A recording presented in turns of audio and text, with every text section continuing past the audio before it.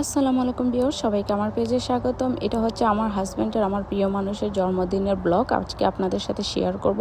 তার বিশেষ দিনে তার জন্য আমি বিশেষ কি আয়োজন করলাম সেগুলো নিয়ে আজকে আপনাদের মাঝে হাজির হলাম।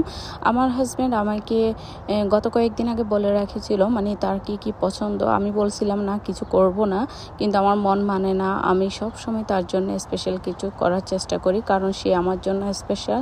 তো ও বাইরের কেক পছন্দ করে না। বাইরের কেকের মধ্যে বেশি সুইট থাকে, বেশি ক্রিম থাকে, সেটাও পছন্দ করে না। ও কি পছন্দ করে সেটা আমি ভালোই জানি।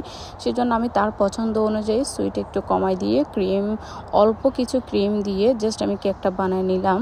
আর দেখেন কেকটা এত সফট হলো। আমি জাস্ট ফার্স্টে মানে কেকটা বানিয়ে নিলাম। কেকটা এখনও ডেকোরেশন করা হয় নাই।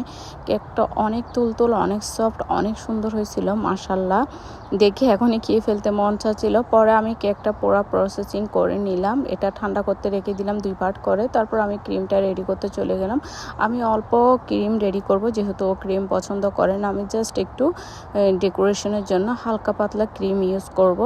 দেন আমার তো কেক অলমোস্ট রেডি করা শেষ। ও কেকের উপর নাম লেখা পছন্দ করে না, কারণ নাম লিখে নামের উপর কাটাটা ও পছন্দ করে না। তাই এরকমই রাখলাম কেকটা। এর পরের দিন সকালবেলা, তার জন্মদিনের দিন সকালবেলা তার পছন্দের খাবার, তার পছন্দের নাস্তা, আমি হালুয়া বানালাম আর পরোটা দিলাম। এগুলো দিয়ে মজা করে নাস্তা করে নিল। তারপরে তার পছন্দের বিয়েবাড়ির শাহী রোস্ট রান্না করতে চলে আসলাম। সকালবেলা থেকে এক মহা আয়োজন তার জন্য। তার পছন্দের সব কিছু নিয়ে আমার চিন্তা ভাবনা। তার সে যেহেতু বিয়েবাড়ির রোস্ট অনেক পছন্দ করে, আমি বিয়েবাড়ির স্টাইলে এই রোস্টটা রান্না করলাম। রোস্টটা মাশাআল্লাহ দেখতে যেমন সুন্দর হয়েছিল, খেতে অনেক মজা হয়েছিল। যদি রোস্টের রেসিপি আপনাদের লাগে তাহলে আমাকে কমেন্ট বক্সে জানাবেন, আমি আপনাদের সাথে রোস্টের পুরো রেসিপিটা শেয়ার করব। এই তো অলমোস্ট আমার রোস্ট রান্না শেষ। আজকে ও আমাকে মানে রেসিপি বলছিল যে ও কী খেতে পছন্দ করে। ও আমাকে মেনু দিছিল।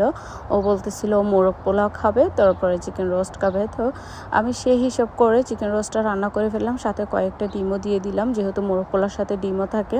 তারপর আমি এখানে পোলাও রান্না করতে চলে আসলাম। পোলাওর মধ্যে আমি একটু জাস্ট রোস্টের একটু গ্রেভি দিয়ে দিলাম, যাতে পোলাওটা দেখতে মোরগ পোলাওর মতো লাগে। আর দেখেন মাশাআল্লাহ পোলাওটাও অনেক সুন্দর হয়েছিল, আর এমন ঝরঝরা হয়েছিল।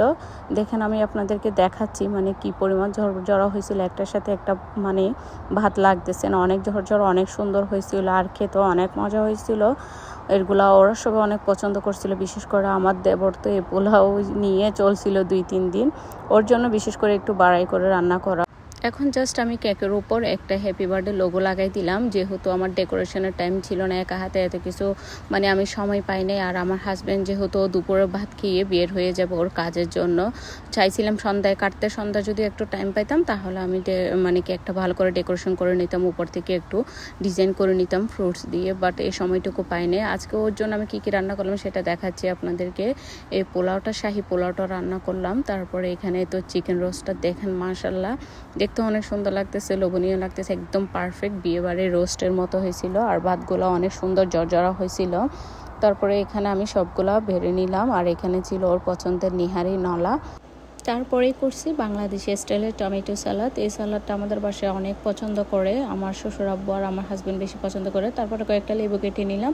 আর ছিল বিয়েবাড়ির শাহী ফিরনি, এই ফিরনিটা আমি বাসায় করছি, পায়েসটা। তারপরে এই ছিল বার্থডে কেকটা। ও নাম লিখতে নিষেধ করছে, তাই নাম লিখি নেয়। এই তো টুকিটাকি আমার পক্ষ থেকে ওর জন্য সারপ্রাইজ। আসলে আমি সবসময় সব অনুষ্ঠানে নিজে বাসায় খাবার রেডি করতে পছন্দ করি। আমার মনে হয় বাইরের খাবার থেকে বাসার খাবার স্বাস্থ্যসম্মত হয়, শরীরের জন্য ভালো, আবার মন ভরে পেট ভরে খাওয়া যায়। দেন পরের দিনের জন্য কিছু থেকে গেলে এগুলো খাওয়া যায়। দেখেন কেকটা কাটার পর কি সুন্দর লাগতেছে। আর কেকটাতে আমি হালকা একটু ক্রিম দিলাম, মাঝখানে বেশি দিই নাই, ওর পছন্দ অনুযায়ী। আমরা কেকটা অল্প করেই খেলাম, যেহেতু ভাত খাইলাম এখন। তারপরে বাকিগুলো আমরা পিস করে আমি ফ্রিজে রেখে দিলাম পরে খাওয়ার জন্য। এই তো আজকে ওর জন্য টুকিটাকি আয়োজন। দেন ওর জন্য আমার পকেট থেকে কিছু সারপ্রাইজ গিফট ছিল ওর বিশেষ দিনে। এখানে আমি জেডটের একটা কাবলি স্যুট নিয়ে নিলাম ওর জন্য। এখানে কিন্তু পায়জামাও ছিল। আর এই কাপড়টা অনেক সফট, অনেক সুন্দর। আমি পাকিস্তানি দোকান থেকে, মেলা থেকে নিয়েছিলাম ওর জন্য। তো ওকে দেখাইনি, ওর বার্থডে গিফট করব বলে। তারপরে দেন ওর জন্য আমি আলদো থেকে একটা শুজ নিলাম। এটা ওর দরকার ছিল, তো ওর পছন্দ ছিল, সেজন্য আমি এটা নিলাম। এই তো আমার হাজব্যান্ডের জন্য আমার পক্ষ থেকে টুকিটাকি এই গিফট। আসলে ওকে তো বড় কিছু দিতে পারি না, আমার সামর্থ্য অনুযায়ী আমি যা পারি তাও ওর জন্য করার চেষ্টা করি, ও তো আমার জন্য অনেক করে। এই তো আপনাদের সাথে আজকে আমার হাজব্যান্ডের বিশেষ দিনের টুকিটাকি মেমোরি শেয়ার করলাম। আর এটা হচ্ছে গত বছরের কেক, এটা আমি ওর জন্য গত বছর বানাইছিলাম বাসায়, ছবিটা ছিল তাই আপনাদের সাথে শেয়ার করলাম। আপনারাও চাইলে আপনাদের প্রিয়জনদের বিশেষ দিনগুলো এভাবে বাসায় ছোটোখাটোভাবে আয়োজন করে সেলিব্রেট করতে পারেন, এতে আপনাদের প্রিয়জনরা কিন্তু অনেক খুশি হয়ে যায়। আজকে এ পর্যন্ত, আশা করি ভিডিওটা আপনাদের ভালো লাগছে। যদি ভালো লাগে তাকে লাইক কমেন্ট শেয়ার করবেন, আমার জন্য আমার হাজব্যান্ডের জন্য বেশি বেশি করে দোয়া করবেন। আল্লাহ হাফেজ, আসসালামু আলাইকুম।